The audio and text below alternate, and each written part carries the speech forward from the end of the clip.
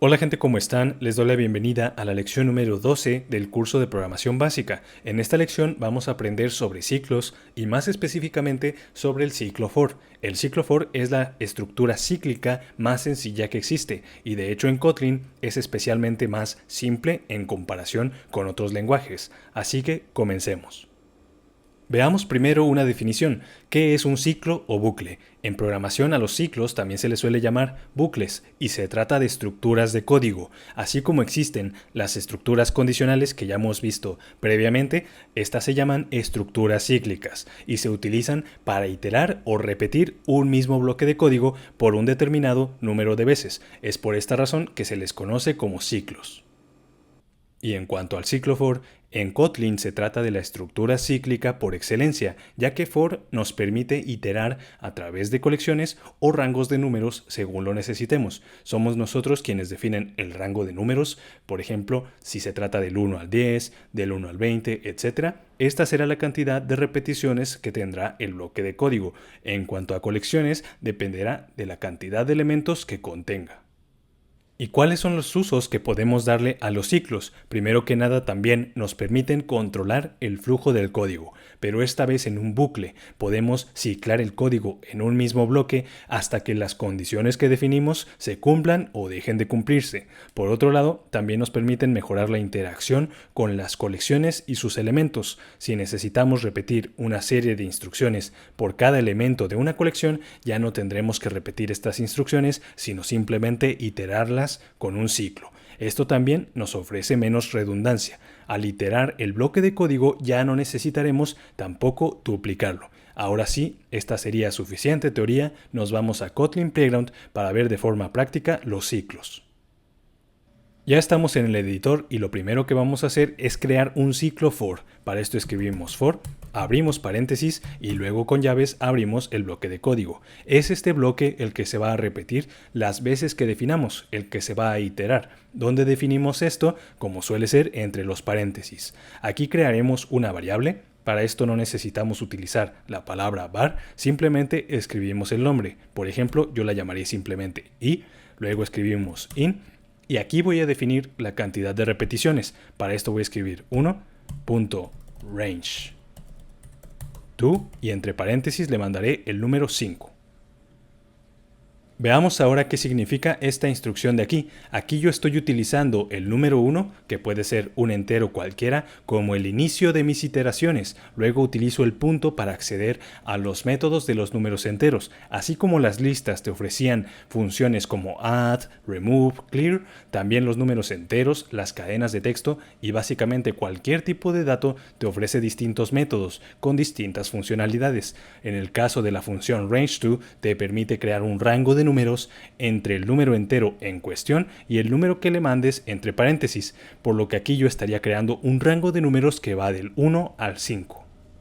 Y es precisamente este rango el que nos indica la cantidad de repeticiones que va a tener el bloque de código, comenzando en 1, luego 2, así hasta llegar a 5. Este valor es el que se guarda en la variable contenedora, que aquí llamé i, pues corresponde a la iteración. Entonces podría leerse como por cada iteración dentro del rango 1 a 5, entonces dentro del bloque podemos recuperar la variable.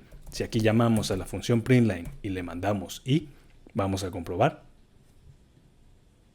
Vemos que se imprimió un total de 5 líneas, cada una correspondiendo al valor de su iteración. Y de hecho, esta forma de crear un ciclo es bastante manual, ya que en base al rango definimos de forma específica la cantidad de iteraciones, en este caso del 1 al 5. Cabe mencionar que también podemos empezarlo en 0, de hecho, vamos a comprobar. Vemos que el rango empezó en 0 y terminó en 5, y de hecho podemos moverlo también hacia arriba, empezarlo en 10 y terminarlo en 15, vamos a probar. Vemos que aparecen todas las iteraciones y aquí estoy utilizando rangos bastante cerrados del 1 al 5, del 10 al 15 para que alcancen a aparecer en la consola, pero también puedes extenderlo aún más, por ejemplo hasta 1500. Y bueno, aquí ya son bastantes iteraciones, pero vemos que también podemos configurarlo de esa forma. ¿Y qué sucede si necesitamos comenzar el ciclo en un número mayor y terminarlo en uno menor? Por ejemplo, comenzar en 10 y usar range2 para terminar en 5. Vamos a comprobarlo. Vemos que la consola desaparece. Range2 no funciona para rangos que van disminuyendo, sino solamente incrementando. Para esto tendremos que intercambiarlo por Down2. Este sí nos permite generar un rango que va decreciendo. Entonces vamos ahora a ver si funciona. Y vemos que ahora las iteraciones sí comenzaron en 10 y terminaron en 5. Este tipo de ciclos configurados por rango te son útiles más que nada cuando tienes muy claro el inicio de las iteraciones y el final, por eso comentaba que son bastante manuales de configurar. Ahora vamos a ver cómo es que afecta un ciclo al flujo del código. Voy a utilizar aquí la función printline, imprimiré inicio del programa y voy a copiar este mensaje y lo pegaré hasta el final. Acá voy a imprimir fin del programa. Vamos a cambiar el rango también a hacerlo incremental del 1 al 3 y ahora vamos a probar el código. Vemos que, como bien recordarás, el código se ejecuta de forma secuencial, entonces naturalmente llega a la primera línea, que es el inicio del programa, y luego procede a evaluar el ciclo. Si el rango es válido, entonces entra en el bloque e imprime del 1 al 3, que fue así, si no, no lo habría hecho. Y es entonces que termina el recorrido de los 3 bloques, que bueno, es uno, pero el ciclo lo itera por 3 veces y es hasta entonces que llega al final del programa. Es así como afecta un ciclo al flujo del código. Básicamente lo retiene en un mismo bloque hasta que la condición de la que depende se cumpla o deje de cumplirse. En este caso el ciclo for solamente depende de un rango, así que en cuanto termine de recorrerlo, continuará con el flujo normal. Y si el rango no es válido, simplemente ignorará su bloque, por lo que aquí no hay problema. Pero hay casos en los que un ciclo puede volverse infinito cuando lo configuramos mal, y el ciclo entonces se ejecuta de forma indefinida. En esos casos hay que tener cuidado, ya que es cuando precisamente las aplicaciones pueden congelarse. Realmente hay más razones para que una aplicación o un programa deje de responder, pero esta podría ser una de ellas. Ya hemos aprendido a crear ciclos utilizando rangos de números, pero ¿cómo podríamos utilizar listas o cualquier tipo de colección para definir la cantidad de iteraciones del ciclo y así iterar sobre los mismos elementos de una lista? Bueno, como puedes ver, he creado un par de listas aquí, alumnos y calificaciones. Cada ítem corresponde a su contraparte en la otra lista. Por ejemplo, el primer alumno en la lista de alumnos corresponde a su calificación en el primer ítem en la lista de calificaciones. Por ejemplo, Javier corresponde a un 10 en sus calificaciones, Alejandra a un 9.5 y así sucesivamente. Ambas listas contienen 5 ítems. Ahora supongamos que necesitamos mostrar cada uno de los alumnos con su respectiva calificación en la consola. Tendríamos que hacer algo como esto, utilizando la función printline. Aquí llamaríamos alumnos en la posición 0 y vamos a concatenar con un guión. Ahora concatenamos calificaciones también en la posición 0. Vamos a comprobar. Y vemos que aparece Javier con su respectiva calificación. Y si necesitamos mostrar cada uno de los alumnos, tenemos que copiar esta línea, pegarla 4 veces más y luego manualmente modificar cada uno de los índices para que coincida el alumno con su calificación. Vamos a terminar aquí, sería del 0 al 4, vamos a comprobar si lo hicimos bien.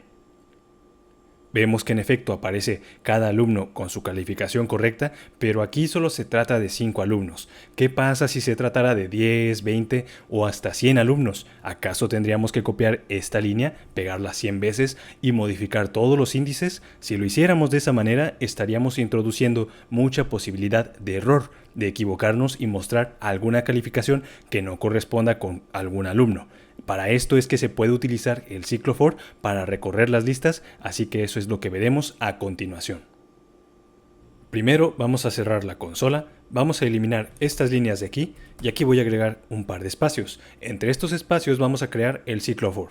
Escribimos for, abrimos paréntesis y luego con llaves creamos su bloque de código. Entre los paréntesis vamos a crear otra variable contenedora, esta se llamará estudiante para que sea más claro. Luego escribimos in y en lugar de recorrer un rango de números definido, vamos a recorrer una lista, la lista alumnos. En estudiante se va a almacenar por cada iteración cada uno de los alumnos de la lista, empezando por Javier, Alejandra, Jimena y así sucesivamente según la cantidad de ítems que contenga la lista. Entonces, entre este bloque de código, ahora vamos a poder recuperar la variable estudiante. Y algo muy importante que debes aprender es algo que se llama el alcance de las variables. Me explico a continuación. La variable estudiante solamente existe entre estas dos llaves. Como bien recordarás, las llaves definen lo que es un bloque de código. Es decir, cada variable solo existe dentro de su bloque y en los bloques anidados. Por ejemplo, la variable alumnos, la variable calificaciones, bueno, se trata de constantes, esto es una forma de llamarlas en general, obviamente también esta regla aplica a las constantes. Bueno, estas dos variables, estas dos constantes, solamente existen dentro de este bloque que sería la función main. Como puedes ver, aquí hay una llave y acá hay otra abajo también, por lo que la función main consiste de otro bloque. ¿Qué significa esto? Entonces la variable alumno sí que existe adentro de este pequeño bloque que es el bloque for de la estructura for, también la variable calificaciones, pero no al revés. La variable estudiante y cualquier variable que creemos aquí adentro no va a existir una vez el bloque haya terminado de ser recorrido. Es decir, existen de afuera hacia adentro entre los bloques, pero no al revés. Esto se llama el alcance de las variables y es algo muy importante a tener en cuenta, ya que puedes caer en algún error si tratas de llamar una variable que ya no existe. Por ejemplo, si yo acá trato de imprimir la variable estudiante, nos va a dar un error. Como puedes ver, referencia no resuelta. Esto quiere decir que la variable no existe. Simplemente es algo que hay que tomar en cuenta cada que estés creando cualquier tipo de bloque o estructura. Y continuamos trabajando dentro del ciclo for.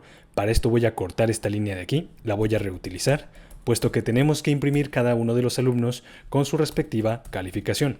La pegamos aquí y ya no necesitamos acceder con corchetes a cada posición de cada alumno, ya que estamos recorriéndolos y lo guardamos en estudiante. Podemos aquí simplemente reemplazarlo de esta forma.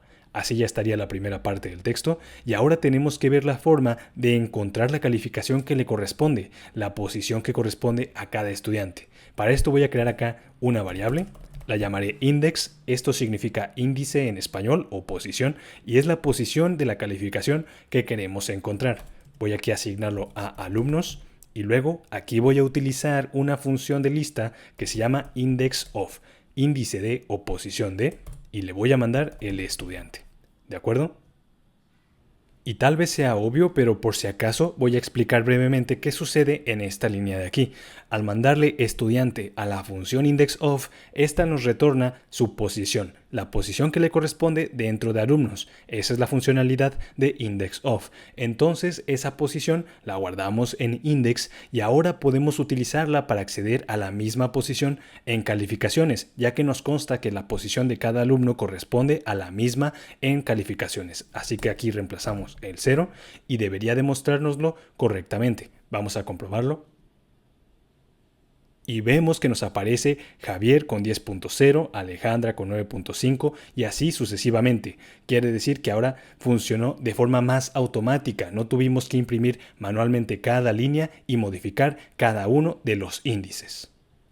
Y de esta manera se vuelve mucho más sencillo trabajar con colecciones. Puedes recorrerlas y ejecutar las mismas instrucciones sin tener que repetir el código por cada uno de sus elementos. Ahora, en Kotlin tú puedes utilizar el ciclo for para recorrer tanto colecciones como las listas, los arreglos, como también recorrer rangos de números. Pero esto puede variar según el lenguaje. Me refiero a que puede que en otro lenguaje te encuentres que el ciclo for se escribe un poco diferente. Es decir, la sintaxis puede ser un poco distinta, pero a fin de cuentas se trata de ciclos y te ofrecerán realmente el mismo funcionamiento.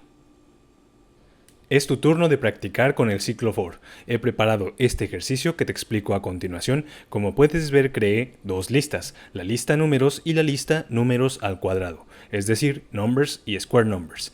En numbers he guardado 20 números, del 1 al 20, de este lado, y en la lista Square Numbers la he creado completamente vacía. El ejercicio consiste en crear un ciclo for. Aquí estoy imprimiendo la lista de números y posteriormente imprimo la lista de números al cuadrado. Es en esta zona en la que tendrás que crear un ciclo for con el cual tú recorras la lista numbers y llenes la lista de Square Numbers en base a estos números. Hay que llenar una lista a partir de otra.